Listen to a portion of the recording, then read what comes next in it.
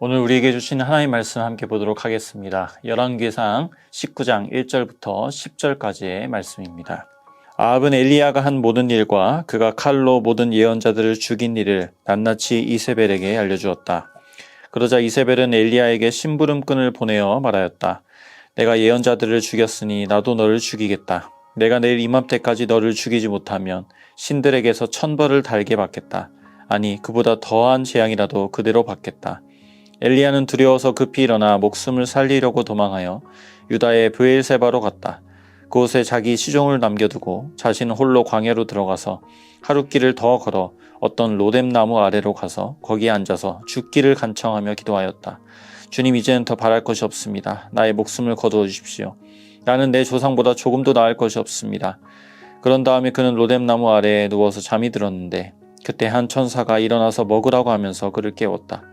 엘리야가 깨어보니 그의 머리맡에는 뜨겁게 달군 돌에다가 구워낸 과자와 물 한 병이 놓여 있었다. 그는 먹고 마신 뒤에 다시 잠이 들었다.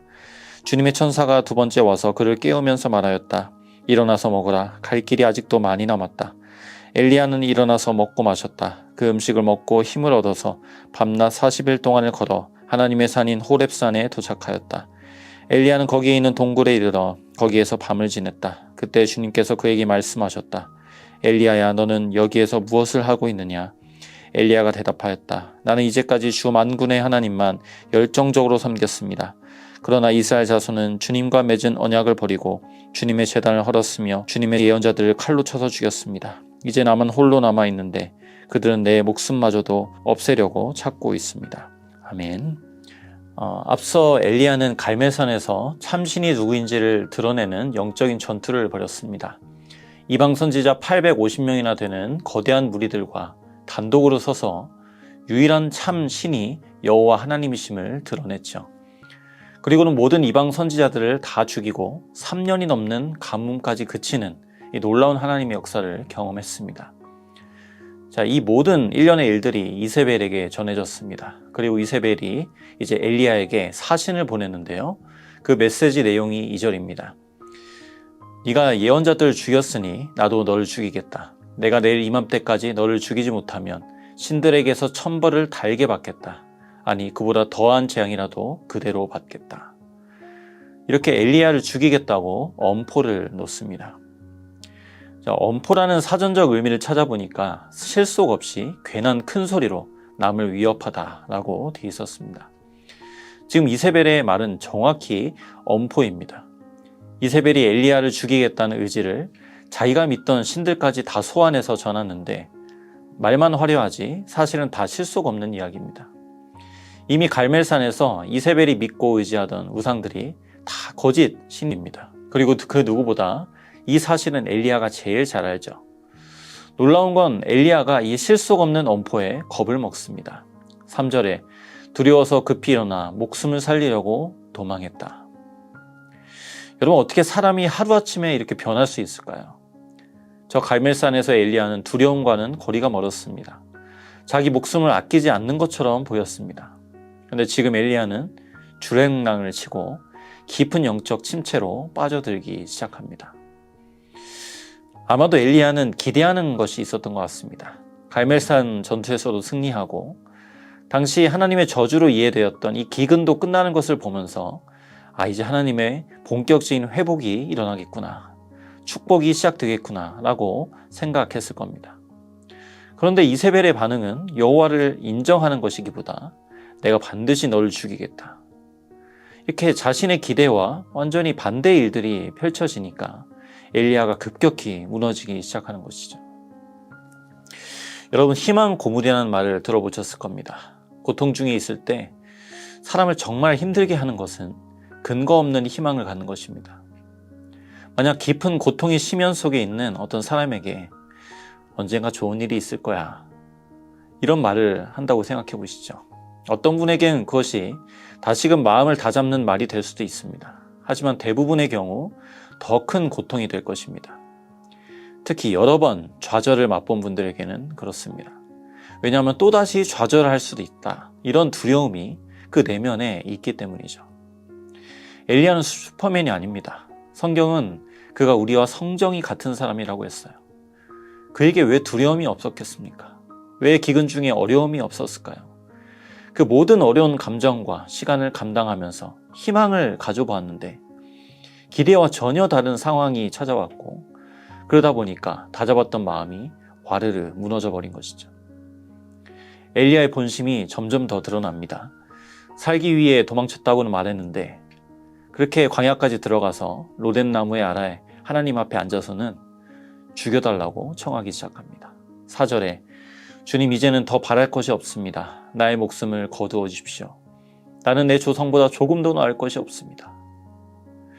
여러분 이 기도의 기저에 어떤 감정이 있는 것 같습니까? 두려움입니까? 아니면 허탈함 같으십니까? 전 허탈함으로 보입니다.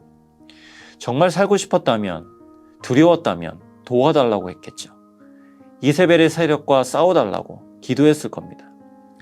근데 지금 엘리야는 지금까지 자신이 감당해왔던 그 모든 일들에 대해서 의미를 발견하지 못하겠다는 겁니다. 왜 자신이 그렇게 목숨까지 걸고 갈멜산에서 도전을 했는지, 허락된 기근 속에서 지금까지 이렇게 힘겹게 선지자직을 감당해왔는지, 너무 돌아온 결과를 보니까 허무한 겁니다. 이제 다 그만하고 싶다는 겁니다. 하나님께서는 그렇게 몸도 마음도 지쳐버린 이 엘리야에게 천사를 보내셔서 깨웁니다. 그리고 과자와 물도 주십니다. 엘리야는 배고팠는지 그 과자와 물을 먹고 마시고는 어떻게 합니까? 세 번역에 6절 끝에 보니까 다시 잠들었다. 그렇게 나오는데요. 다른 번역을 보면 다시 누웠다고 했습니다. 영어 성경에도 lay down이라고 했습니다. 그저 너무 힘들어서 잠든 게 아니라 싫은 겁니다. 하나님께 항변하고 싶은 마음도 없이 완전히 하나님께 토라진 겁니다. 그래서 하나님은 다시 한번 천사를 보내시고 그를 깨우시고 또 먹이시고 다시 말씀하십니다. 일어나서 먹어라. 갈 길이 아직도 많이 남았다.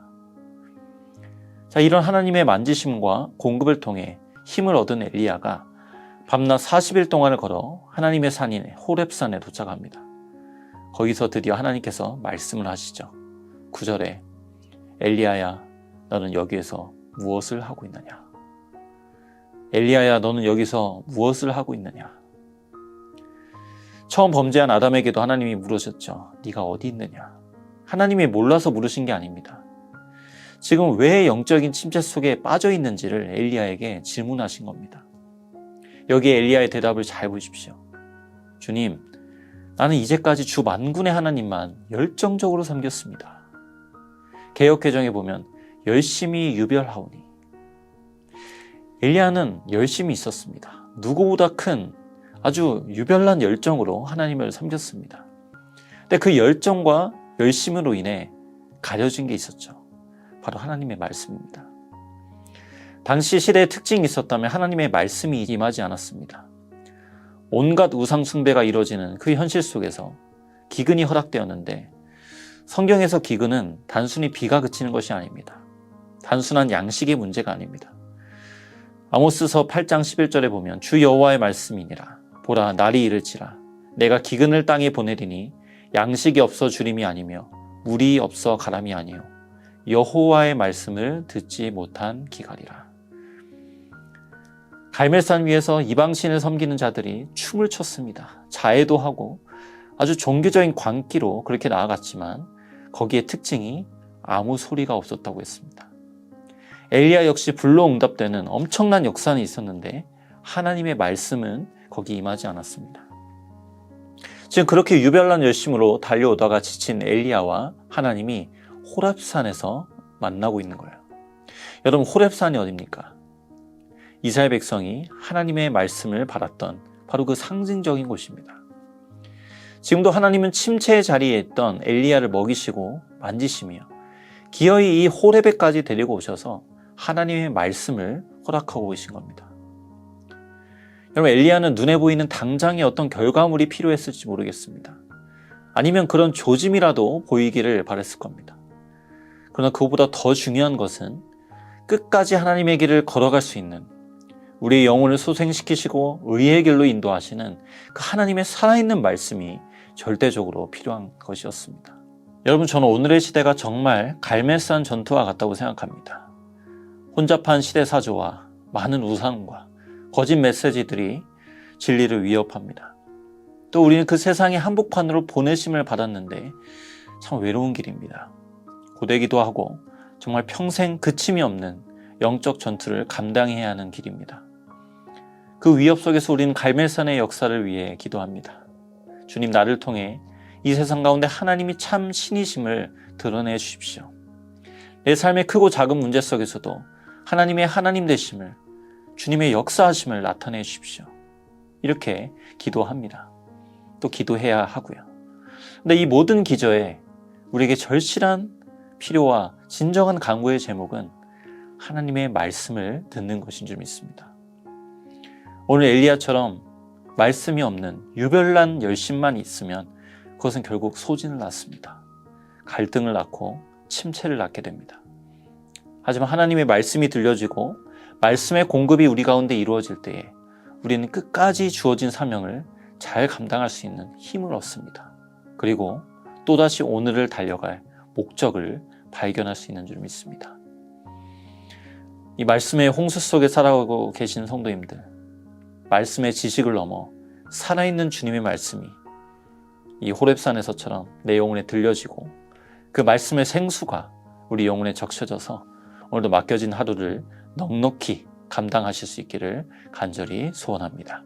기도하겠습니다. 하나님 아버지, 오늘 엘리야의 영적인 침체, 또 그 가운데 찾아오시는 하나님의 사랑의 손길을 우리가 보았습니다. 하나님, 우리는 연약하여 넘어지기 쉽습니다.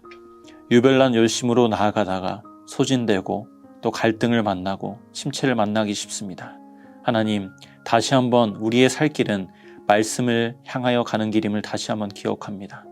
호렙산에서 엘리야를 만나주신 것처럼 주님, 오늘도 우리의 호렙산에서 말씀을 펴고 주님의 음성을 구할 때에 우리를 만나주시고 그침없는 은혜의 생수가 바로 그 말씀에 있음을 기억하면서 말씀 위에서 주님 앞에 우리의 모든 사명을 감당하며 적은 일에 충성하며 하나님께 나아가는, 그래서 우리 삶의 모든 어려운 문제들을 넉넉히 감당할 수 있는 우리 모든 성도님들 될 수 있도록 주님 인도하여 주시옵소서. 예수 그리스도의 이름으로 기도합니다. 아멘.